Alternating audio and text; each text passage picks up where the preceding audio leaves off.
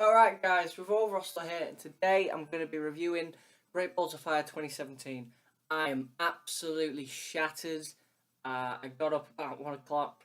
Remember, I live in the UK, so obviously pay-per-views end at like 4 in the morning. I didn't get to sleep until about 5:30. Just horrid sleeping pattern, but I'm absolutely shattered. I need to do this review, and as you can see, my room, things are being moved. My brother's moving out, so I need to get this review up very, very quickly. So, Great Balls of Fire 2017, it was a show that I was honestly looking forward to going in. I thought that the ambulance match with Reigns and Strowman could be very, very good. I thought that the main event with Lesnar and Joe would be awesome. And then I thought the tag team Ironman match, I thought that would be very, very good. I thought those two teams could really put on a very good Ironman match. And in the end, a couple of things I just want to say. A full night of heel wins. Like, again, WWE put all the focus into the heels. Now, it might be because they're building up a big load of heels for Roman Reigns to be as champion, which is what Dave Meltzer said. That makes total sense, actually. And that sucks. Well, it doesn't suck. Like, I don't mind it. But it's just too predictable and it's just a bit too telegraphed to me. And then the other problem with the show was wacky show. I think we should just get into it. I didn't watch the pre-show. The pre-show was, of course, Akira Tozawa against Neville for the Cruiserweight title. I've heard two different reviews of this. One of them was that this was fine. The other review was that this was actually very good. So I'm going to have to probably watch this at some point. Neville retained with a low blow on the ropes and then a kick to the abdomen. And I was just like, that's the finish? Okay then. I can't rate it, didn't watch it, but Neville retains. That is always good. The first match on the main show was the oh my god, I'm getting my notes up. Sorry, I can't believe I've just forgotten this pay-per-view already. And it was like a good show, so I shouldn't have. I'm really bummed up with a cold again, as you can tell, and obviously I'm really tired, so I look horrendous. Anyway, let's get out Great Balls of Fire. The first match on the show was the Bray Wyatt versus Seth Rollins match. That proves how forgettable this match was. This was your very typical pay-per-view opener. You could see this match on Raw. Bray Wyatt and Rollins didn't do anything wrong, but it was just a match. Like, Bray Wyatt did his DDT on the apron, he did his senton. It was just a match. I'm not going to lie. Rollins did the Falcon Arrow, which looked quite impressive because he had to really pick Wyatt up and slam him down. But in the end, Bray Wyatt with a poke to the eye, and then Sister Abigail won. So Sister Abigail, Bray Wyatt beats Seth Rollins. That was a mega shock. As I said again, building up heels for Roman Reigns as champion. That's fine. I don't really care. I gave the match 3 stars. It was a good opener, but like I've seen 100,000 better pay-per-view openers. Second match on the show, and we had Enzo Amore and Colin Cassidy, Big Cass. This match was like exactly how I predicted it would be, and it was exactly how I would have booked it. So that's good. Enzo came out and cut a promo that was a little bit long. I've just got a pop-up to get rid of. Enzo came out and cut a promo that was a little bit too long. It was a good promo, but just too long. And then Cass came out and just killed him. And that's exactly what it should have been. Cass needs to get over. I will say one thing. Cass was walking around and he was beating Enzo and he was giving him military press slams and he was military pressing him over the top ropes and he was giving him strikes. The guy has no charisma whatsoever. He is devoid of character. And it's just another big guy. And it makes me very sad because these two guys are 100% better together than they ever are as singles guys. And I know why they've split them up, because they want to push Big Cass because he's a big, tall guy. But you have enough big guys in the singles division. These guys should never have been broken up. I think it's very obvious that they should never have been broken up. But what can I say? They've been broken up. In the end, Big Cass military presses Enzo over the top ropes. Enzo gets in a 9 count, a very close 9. And Big Cass then just boots him for the pin. Good finish. Exactly how I would have done it. 2.5 stars. This was fine. This was exactly what it should have been. Then we had the, in my opinion, best match on the show. A lot of people will disagree, but I thought this match was awesome. The the 30-minute Ironman match for the Raw Tag Team titles. The champions Sheamus and Cesaro took on Matt and Jeff Hardy, the Hardy Boys. This match, the first fall was brilliant. Like, it was really, really smart. So Matt Hardy and Cesaro in the ring. Cesaro runs underneath Matt's lariat and gets out of the ring. Matt looks at Cesaro, turns around into a bro kick from Sheamus in 30 seconds. Sheamus and Cesaro are fall up. I thought that was a really, really good fall. It's kind of a silly fall, but it's still a very, very good and very smart fall. The second fall came when basically Sheamus and Cesaro dominated the first 20 minutes of this match. In 10 minutes in, though, they hit an aided white noise on Jeff Hardy. 1, 2, 3. They get a pin there. 2 to none. Jeff and Matt do fight back, though. They eventually get a hot tag. They hit the elbow off the middle rope. They hit a side effect. They hit Twist of Fate. 2-1. Still to Sheamus and Cesaro. Sheamus and Cesaro get a third fall, which I thought was very shocking. This was not quite how it would have done it.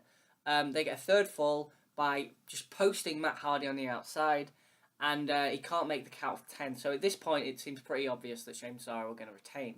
In the last 5 minutes, Matt and Jeff got a fall off of a backslide, and then Jeff does the leg drop where he splits the legs over the legs and gets the pin there. Good fall there. And then Matt gives Sheamus a twist of fate off the top rope after some really good near falls, like off a moonsault. The millisecond near fall off that moonsault was awesome. One off a side effect. Just awesome near falls in this last 5 minutes. Really, really were.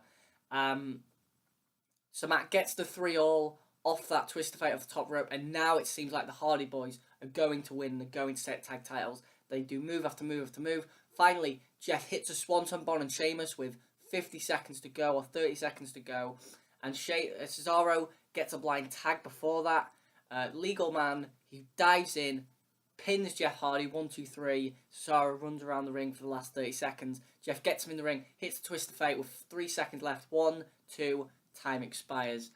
Really, really great match. The first 10 minutes, people don't like. I thought the first 10 minutes was great. I thought this was booked really, really well. Like, I thought that Sheamus and Cesaro look amazing. I thought the Hardys look amazing. There's no complaint for me. I thought it was really, really good wrestling. I thought 7 falls was probably too many for 30 minutes.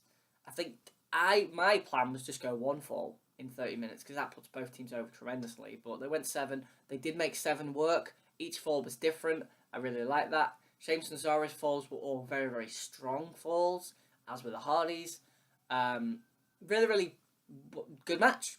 No complaints. 4.25 stars. This was the best match on the show. 4.25 stars. One of the best tag matches the main roster have had in a long, long time. So well done to these 2 teams. Then we had the Raw Women's Championship match. Alexa Bliss, Sasha Banks. Pretty good little match here. Probably the best women's match I've seen on pay-per-view in some time.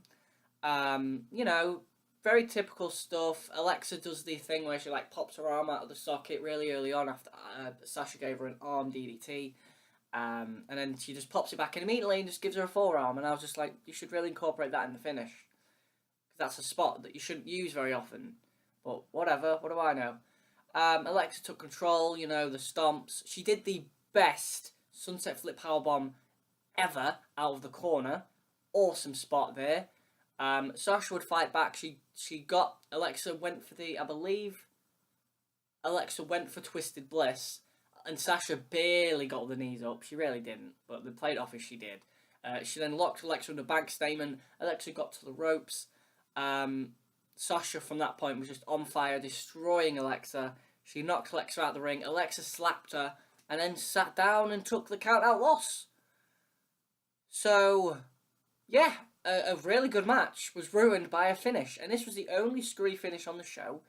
Money in the Bank had a shit ton of screwy finishes. This show at least only had 1. But it took away from a really good match. And that's why my rating for this match has dropped. I'm going to give this match 3 stars. It was a good match in the end because of the finish. And yes, Sasha got the heat, apparently, after the match by going after Alexa and giving her the double knees off an announce table. But she didn't hit with the knees. It was more like a senton, which meant that Sasha's ass fell on Alexa's face and busted Alexa open, which was not the first time someone in the show would get busted open. Matt Hardy was busted open in the Ironman match, he was hit with... Basically, they did a spot in the Ironman match where Jeff and Matt did the leg drop splash combo, and I think Matt hit Sheamus's knee, and he crimson masked, totally was bloodied up. They gave him an ice pack after the match, but that was quite sick. But yeah, the second time someone would be busted on the show, Alexa getting her face busted, and considering she's very pretty, and that's kind of her gimmick, and that's why they like her, they don't want her to have her face ruined, so a little bit risky from the girls. And I hated the sent on spot, but at least Sasha gets something back, because she was an idiot by letting Alexa just get the count out win. Like, just get out of the ring and you break the count. Get out of the ring, you break the count, that's it. So, 3 stars, was a good match, finish was daft. Then we had the most boring match on the show, the Intercontinental title, Dean Ambrose and The Miz. Oh my days, this feud is done. Like, this feud has been done to death at this point. The matches are getting worse. This wasn't a bad match, but it was boring.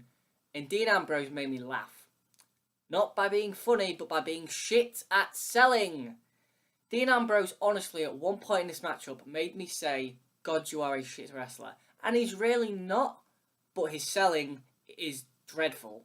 Absolutely dreadful. And I'm being genuinely serious. I'm a fan of selling, and if you're not a fan of selling, it's like, I don't get it. Like, it's one of the very most important things that you need in wrestling. Because if there's no selling, how are you going to get over that anything hurts? I'll talk about selling in the main event, because the selling in the main event was unbelievably great. But the selling by Dean Ambrose. So Miz does his trademark every single match. I'm going to work over the leg, because I'm going to lock him in the figure 4. But the problem is that Miz never beats anyone with a figure 4. So when he works over the leg, it's never believable that should be his strategy. Look at it like this. Kurt Angle worked over the leg a lot, and a lot of people complained that he never beat anyone with the ankle lock. Where were people in Kurt Angle's career? Kurt Angle beat Shawn Michaels with the ankle lock. He beat Chris Benoit with the ankle lock. I believe he beat John Cena with the ankle lock. Like, he beat Brock Lesnar at SummerSlam for the WWE title with the ankle lock. He got that move over, and that's why him attacking the leg worked. The Miz does not beat people with the figure 4. Just scrap it from your arsenal, mate. Just scrap it. Anyway, Dean Ambrose was selling the leg for about 1 second like it was gone. Like it was genuinely gone. And I was like, oh my god, Dean Ambrose is selling the leg really, really well here. And it was like his leg had just gone. And then he does his shine. He does his comeback. And he just runs. And he jumps. And he gives him an elbow. And then he just grabs the knee. Shit. Selling. In the end, Dean Ambrose gets caught again because he's a stupid babyface. Bo Dallas catches him with a right hand because the Miz-Taraj were at ringside with the Miz. Miz hits him with the skull-crushing finale. 1, 2, 3. Dean Ambrose is a former WWE champion. He's actually one of my least favourite guys on the main roster. I'm being genuinely serious. Like, his matches are just there, like, now. Like, I remember when he was really, really good. Like, even just last year. And it's just what has happened to Dean Ambrose. He's just forgotten how to sell. I give this match two stars. It was fine, but like, is it pay-per-view quality? No. Do I want to watch it again ever? No. Do I want to see this feud ever again? No. Next match on the show. The ambulance match. Oh my days. I'm not even lying, this was awesome. These two men just had... Before the main event, which was like a total mean guy, big man match, this was like a mean guy, big man match. And Roman and Braun just killed each other. They killed each other with steps, they killed each other with chairs.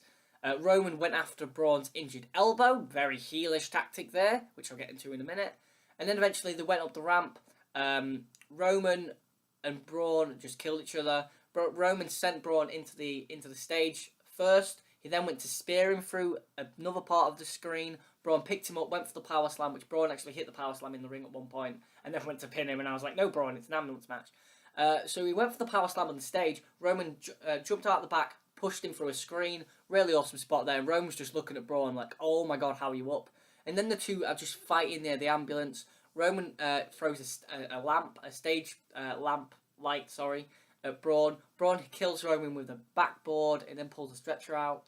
And then Roman kills Braun with the door, gives him Superman punches, so he's going to fall in the ambulance. Roman goes to spear Braun into the ambulance. The fast Braun Strowman dodges. Roman flies in the ambulance. Braun shuts the doors. Braun Strowman wins. This was the best finish I have ever seen in my entire life. This finish was unbelievably great. I laughed at this finish. It was unbelievable. I loved it every second of this finish. Braun Strowman looks like an absolute genius. Roman Reigns is another stupid babyface. And the matchup was actually very good. I'd probably say it was the second best match they've had. I'd give it 3.25 stars. Really did enjoy it. Because it was just a mean guy match. The really noteworthy thing is what happened after the match. So Roman's pissed. He puts Braun in the back of the ambulance. He goes backstage with the ambulance and he reverses the ambulance into a trailer in the parking lot. They make a big deal out of this. This is a huge thing. Roman gets out. Kurt Angle's like, "What are you doing?" Roman goes off.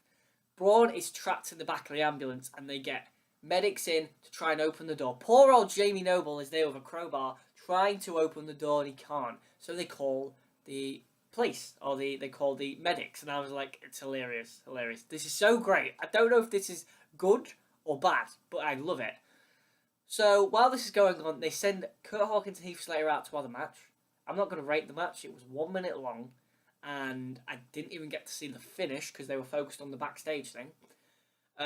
So whatever, the match was pointless. They should never have had it. It was a waste of time. So backstage, they get the medics in, the EMTs are there, and they get Braun out of the ambulance. Braun, his elbow's all cut up, his face is all cut up, so he's the third guy on the show to bleed.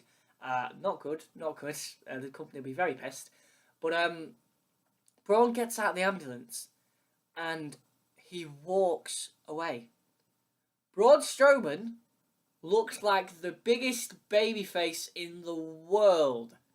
He walked away from this. He gave a snarly look. He limped. He lurched. It was unbelievably great. This segment was one of the best angles they've done in ages. But there's a reason for it. This angle looked to me, and it looked to everybody else, like this is a Roman Reigns heel turn and a Braun Strowman face turn. Because Roman Reigns, the dastardly heel, he got caught. He lost, and he retaliated, and he nearly killed Braun Strowman. Braun Strowman was a warrior. He refused EMT's help, he refused anyone's help, and he walked off on his own merit. He knowing that he'd won, and the pride of that victory took him, and he walked away proud. This has to be a heel face turn. This honestly has to be a double turn. And if it is, this is honestly one of the best things the company have done in like a decade. This is brilliant. This is actually one of the best things I think I've ever seen. If this turns out to be a face heel turn. But if it isn't, and I'm being deadly serious, this is a waste. This is one of the best angles they've done in years. And if this is not a face heel turn, it's a waste. The match, as I said, 3.25 stars. The stuff after it was unbelievable, but it hinges on if this is a face heel turn. If Roman comes out on Raw tonight and is just a babyface, then this was a waste. How is anybody going to cheer Roman Reigns after he nearly killed someone? How is anybody going to boo Braun Strowman? The man's a legend. Anyway, that match done the aftermath. We're moving into the main event. Samoa Joe, Brock Lesnar, the mean guy match of the decade. This match, I'm going to get a couple of things out of the way. For you fans that wanted Samoa Joe to win and think this match is bad because Samoa Joe didn't win, fuck you all. You can't think a match is bad because somebody didn't win. That's daft. I don't think Okada and Omega had great matches because Okada won. I don't think Chris Benoit and Kurt Angle at the Rumble was a great match because Angle won. I don't think that AJ Styles and John Cena had a great match at the Rumble this year because Cena won. Like, you can't hinge whether a match is good or not on who wins. That's daft. Booking is different from a victor. Okay, the second thing I want to talk about is that this match, a lot of people complained because it didn't go very long. I wanted this to go 5 minutes longer. Not like 20 minutes. 20-minute match for these guys wouldn't work. You've got to understand. Like, the Goldberg match wouldn't work. That match wouldn't work because Goldberg isn't a great worker. These two men can't have a 20-minute match because their moves are too powerful. Like, they wouldn't last 20 minutes. This match here felt like a legitimate fight. It went 6 minutes and about 25 seconds or something. But this felt like a legitimate fight. It looked like they were shooting on each other. And they weren't, so nobody start rumours. But it looked awesome. The ring introductions, the aura in the arena for this match was awesome. And I just got a message, but I'm going to leave it. These two men, they got in the ring. Joe got his introduction. Lesnar was being introduced by Heyman. Joe attacked Lesnar from behind. He threw him into the barricade, gave him some jabs, gave him a Uranagi through the table. And for people who say Lesnar never sells, if you want to know why Brock Lesnar is such a great professional wrestler and why he's one of my favourites of all time, watch this match. Brock Lesnar took this Uranagi through the table and sold it like he died. He was stampering, he was using the steps to get up, he was in the ring, he was leaning back in the corner, he was giving the referee the smile to like, I'm fine, don't worry about it, but he obviously wasn't. And then, he didn't just get out the corner and kill Joe. He took a big body attack, he took an enziguri. Joe kept going for that Kikina. This match was built around basically Joe went for the Kikina, Lesnar went for suplexes. You can't say that, like, this is the problem. People complain about Brock Lesnar. People complain, oh, he just does suplexes. All Joe did in this match was Kikina clutches. I don't have a problem with it. It was great because it fit the match. Joe went for the Kikina clutch, went for the Kikina clutch. Lesnar suplex, suplex, suplex. Joe went for Kikina clutch, went for Kikina clutch. Lesnar suplex, suplex, suplex. Joe finally got that Kikina clutch. And Lesnar was down to a knee. And Lesnar was turning all purple and red. And it was amazing. And the suspense of this 5-minute match. And I feel like the Goldberg match did wonders for this match. Because it showed that this match could end like that. And every time Joe looked in that Kikina, people thought it was done. Lesnar has never, ever looked this vulnerable. Never. Joe got Lesnar in that Kikina clutch. Lesnar was down to one knee. But Lesnar, because he is a fucking badass, picked up Samoa Joe. F5. 1, 2, 3. Done. Perfect. Excellent professional wrestling. This wasn't 5 stars, but this was unbelievably great. I'm going to give this 4.25 stars. This was unbelievably great. This was the best match on the show. Screw it. This was the 6-minute match that was unbelievable. If you didn't like this, you're an idiot. And I mean, genuinely serious. This was fantastic professional wrestling booking. It was fantastic from both men. They made this match everything. One thing I'd change is I'd probably give them a couple more minutes. Not like 20 minutes. Don't be daft. I'd probably give them like 2 or 3 more minutes. Maybe Joe kicks out of that first F5. And then they both stumble to their feet. Lesnar Germans him, hits him with another F5. That's it. That's all they needed. Because this match was amazing. 4.25 stars. I want to give it 4.5. I really want to give it 4.5. But I needed that second F5 to make it 4.5. But unbelievable match to end a good Great Balls of Fire show. In review of the whole show, 2 matches on the show were great. Like that Joe Lesnar match was unbelievably great. And the Ironman match was great too. And the wrestling on the show was good. Like outside of just the boring Miz Ambrose match and the finish of the women's match. So I'm going to give the show 7.5 out of 10. Actually, probably the best show they've done since Mania. Not as good as Slammiversary. I will say that the 2 big matches were better. The 2 really great matches were better than anything with Slammiversary. And the Joe Lesnar match. Oh, that deserves to be watched by everyone who thinks that you need to wrestle for 45 minutes and have a great match. No, you don't. You certainly don't. And those fans that think you need to wrestle for 30 minutes to have a great match, again, no you don't. Thanks for watching, guys. This has been Roll Slot. Like, comment, subscribe for more. Tell me your thoughts. What did you think to Joe versus Brock Lesnar? Do you think it should have gone longer? Do you think Joe should have won? What do you think to the ambulance match? Do you think that Roman Reigns is finally going to turn heel? Please, for the love of God. What do you think to the angle? Again, as I said, I thought it was one of the best angles I've done ever. Like, not ever, but in the last decade. What did you think to the finish of the women's match? Again, I thought it really hampered what was quite a good match. And I guess that's it, guys. Thanks for watching. This has been Revolver Rosselot.